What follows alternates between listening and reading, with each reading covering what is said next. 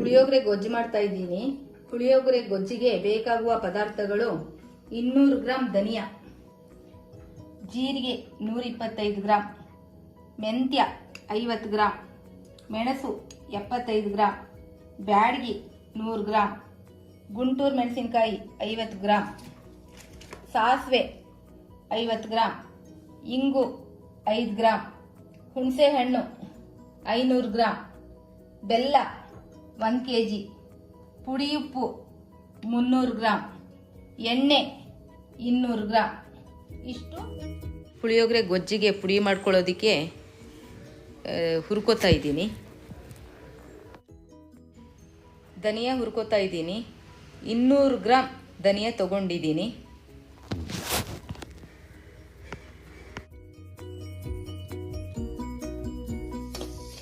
ಈ ಥರ ಹುರ್ಕೋಬೇಕು. ಗಮ್ ಅಂತ ಸ್ಮೆಲ್ ಬರುತ್ತೆ.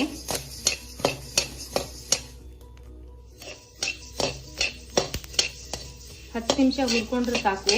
10 ನಿಮಿಷ ಹುರಿದಾಗಿದೆ. ಇದನ್ನ ಒಂದು ಪರಾತಾಗ ಹಾಕ್ತೀನಿ.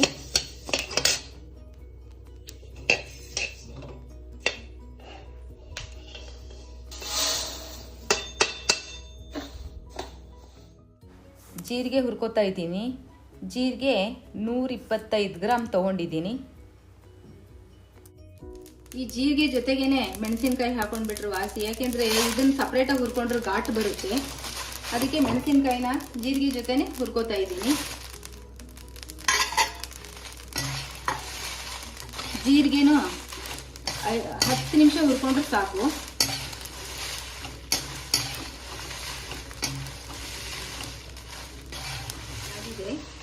ಜೀರಿಗೆ ಜೊತೆ ಹುರ್ಕೊಂಡಿದ್ದೆ. ಇಲ್ಲಾಂದ್ರೆ ತುಂಬಾ ಘಾಟ್ ಬಂದ್ಬಿಡುತ್ತೆ ಬರೀ ಮೆಣಸಿನಕಾಯಿ ಹುರ್ಕೊಳಕ್ ಹೋದ್ರೆ. ಅದಕ್ಕೆ ಜೀರಿಗೆ ಜೊತೆ ಹಾಕಬೇಕು. ಜೀರಿಗೆನ 10 ನಿಮಿಷ ಹುರ್ಕೊಂಡ್ಬಿಟ್ಟು ಆಮೇಲೆ ಮೆಣಸಿನಕಾಯಿ ಹಾಕೋಬೇಕು.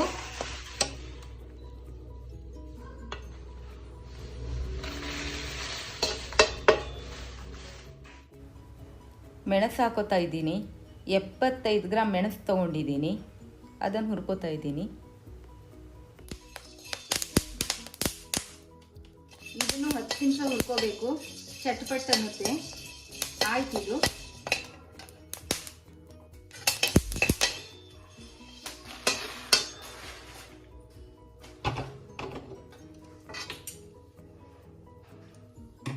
ಐವತ್ತು ಗ್ರಾಂ ಮೆಂತ್ಯ ಹಾಕೋತಾ ಇದ್ದೀನಿ.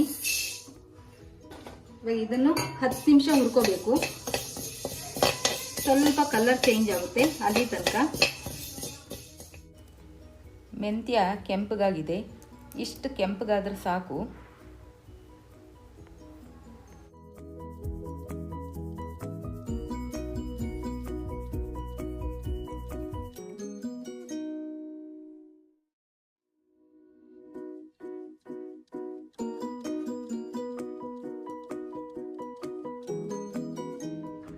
ಸಾಸಿವೆ 50 ಗ್ರಾಂ ಹಾಕೋತಾ ಇದ್ದೀನಿ.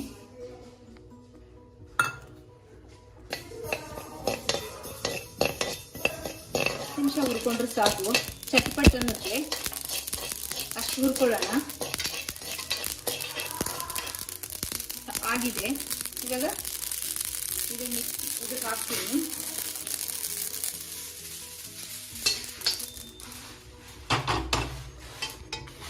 ಪುಳಿಯೋಗರೆ ಗೊಜ್ಜು ರೆಡಿ ಆಗಿದೆ.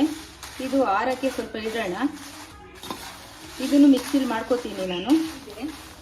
ಇವಾಗ ಮಿಕ್ಸಿ ಮಾಡ್ಕೋತಾ ಇದ್ದೀನಿ ಮೆಣಸಿನ ಪುಡಿಗೆ.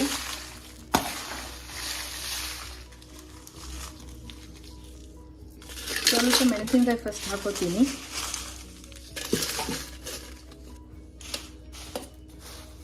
ಆಮೇಲೆ ಧನಿಯಾನ ಸ್ವಲ್ಪ ಹಾಕೋತೀನಿ. ಹುರಿದಿರೋದನ್ನು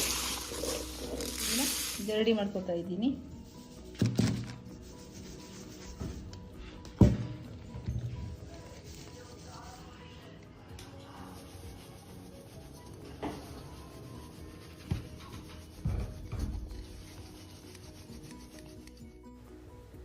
ಪುಳಿಯೋಗರೆ ಗೊಜ್ಜದು ಪುಡಿ ರೆಡಿಯಾಗಿದೆ. ಹೀಗೆ ನೈಸಿಗೆ ಮಾಡ್ಕೋಬೇಕು. ಇವಾಗ ಇದಕ್ಕೆ 5 ಗ್ರಾಂ ಇಂಗನ್ನ ಸೇರಿಸ್ತಾ ಇದ್ದೀನಿ.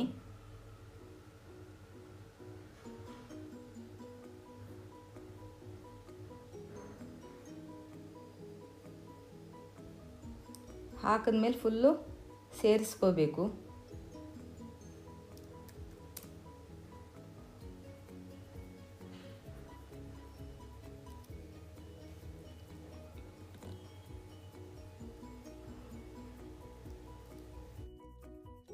ಪುಳಿಯೋಗರೆ ಗೊಜ್ಜು ಪುಡಿ ರೆಡಿಯಾಗಿದೆ.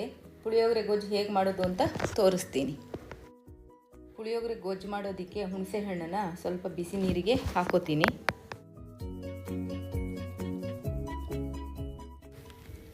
ಹುಣಸೆ ಹಣ್ಣು ಅರ್ಧ kg ಹುಣಸೆ ಹಣ್ಣು ಹಾಕೋತಾ ಇದ್ದೀನಿ. ಬಿಸಿಯಾಗಿದೆ ನೀರು. ಇವಾಗ ಸ್ಟವ್ ಆಫ್ ಮಾಡ್ಕೋತೀನಿ.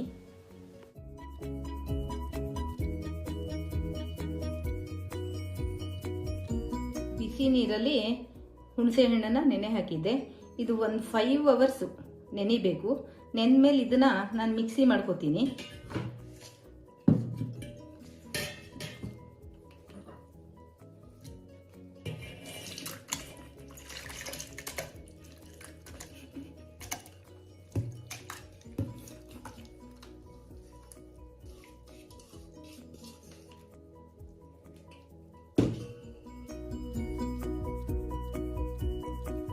ಹುಣಸೆ ಹಣ್ಣನ್ನು ಮಿಕ್ಸಿ ಮಾಡಿದ್ದೆ.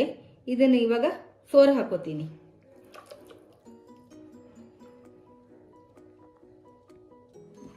ಒಂದು ಸ್ವಲ್ಪ ಸ್ಪೂನಲ್ಲಿ ಹುಣಸೆ ಹಣ್ಣು ನೀರು ಕೆಳಗಡೆ ಹೋಗೋ ತನಕ ಮಾಡೋಣ.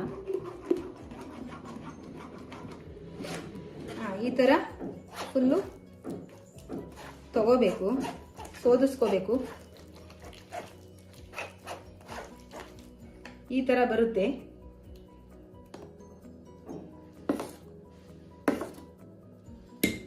kg ಬೆಲ್ಲ ತಗೊಂಡಿದ್ನಲ್ಲ ಅದನ್ನು ಕವರ್ ಒಳಗಡೆ ಹಾಕಿ ಕುಟ್ಕೋತಾ ಇದ್ದೀನಿ.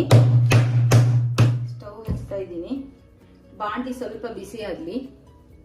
ಫಿಲ್ಟರ್ ಮಾಡಿ ಇಟ್ಕೊಂಡಿರೋ ಹುಣಸೆ ಹಣ್ಣನ್ನು ಹಾಕ್ತಾ ಇದ್ದೀನಿ.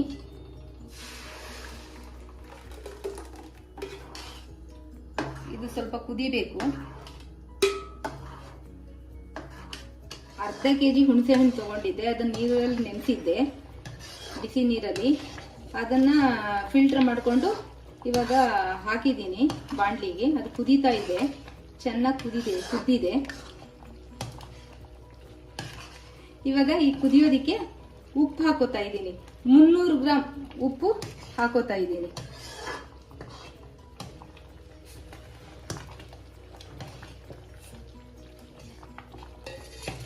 ಈ ಉಪ್ಪು ಕರಗಲಿ. ಉಪ್ಪು ಕರಗಿದೆ. ಉಪ್ಪು ಕರಗದ ಮೇಲೆನೆ ಬೆಲ್ಲ ಹಾಕೋಬೇಕು. ತಕ್ಷಣ ಬೆಲ್ಲ ಹಾಕೊಂಡ್ರೆ ಉಪ್ಪು ಕರಗೋದಿಲ್ಲ. ಬೆಲ್ಲ ಹಾಕೋತಿದ್ದೀನಿ.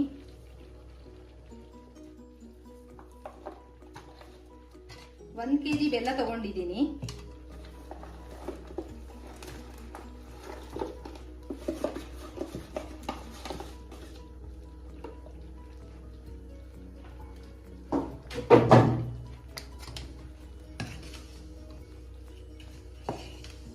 ಈ ಬೆಲ್ಲ ಕರಗದ ಮೇಲೆ ಪುಡಿ ಹಾಕ್ತೀನಿ. ಇದಕ್ಕೆ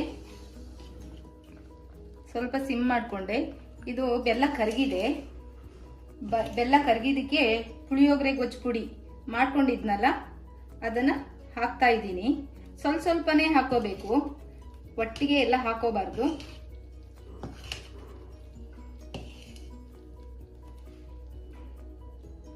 ಪುಡಿ ಚೂರೇ ಹಾಕೊಂಡು 200 ಗ್ರಾಮ್ ಎಣ್ಣೆ ತಗೊಂಡಿದ್ದೆ. ಆ 200 ಗ್ರಾಮ್ ಎಣ್ಣೆನ ಹಾಕೋತಾ ಇದ್ದೀನಿ. ಚೂರು ಇದನ್ನು ಚೂರು ಹಾಕೋತೀನಿ.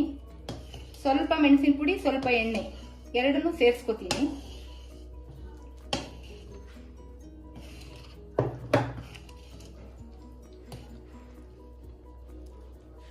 ಎಲ್ಲ ಹಾಕ್ಬಿಡ್ತೀನಿ ಪುಡಿನ.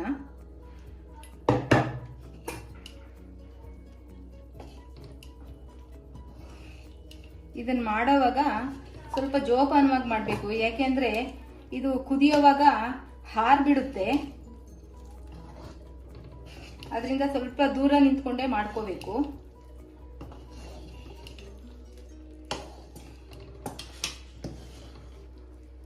ಇದು ಕೈ ಆಡಿಸ್ತಾನೆ ಇರಬೇಕು. ಯಾಕೆಂದ್ರೆ ತಳ ಹತ್ತು ಬಿಡುತ್ತೆ.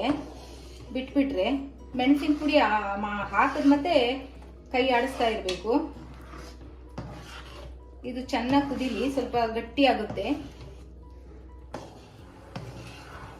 ಪುಳಿಯೋಗರೆ ಗೊಜ್ಜು ಗಟ್ಟಿ ಆಗ್ತಾ ಇದೆ. ಗಟ್ಟಿಯಾಗಲಿ, ಚೆನ್ನಾಗಿ ಗಟ್ಟಿ ಆಗುತ್ತೆ. ಅಲ್ಲಿ ತನಕ ಕೈ ಆಡಿಸ್ತಾ ಇರೋಣ. ಗಟ್ಟಿ ಬರ್ತಾ ಇದೆ, ಇನ್ನೂ ಗಟ್ಟಿ ಆಗಲಿ.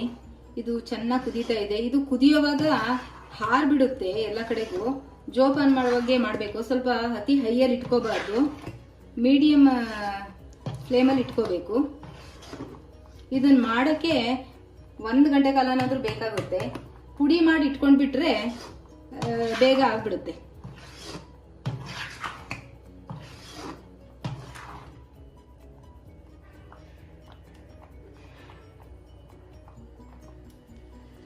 ಪುಳಿಯೋಗರೆ ಗೊಜ್ಜು ರೆಡಿ ಆಯಿತು.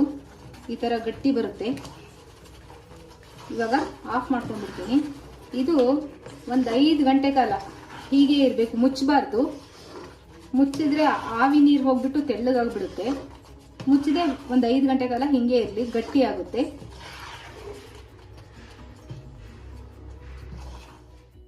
ಪುಳಿಯೋಗರೆ ಗೊಜ್ಜು ರೆಡಿಯಾಗಿದೆ. ನೀವು ಮನೇಲಿ ಟ್ರೈ ಮಾಡಿ ಹೇಗೆ ಬಂತು ಅಂತ ಕಮೆಂಟ್ ಬಾಕ್ಸಲ್ಲಿ ತಿಳಿಸಿ. ಸಬ್ಸ್ಕ್ರೈಬ್ ಮಾಡಿ, ಲೈಕ್ ಮಾಡಿ, ಶೇರ್ ಮಾಡಿ. Thank you.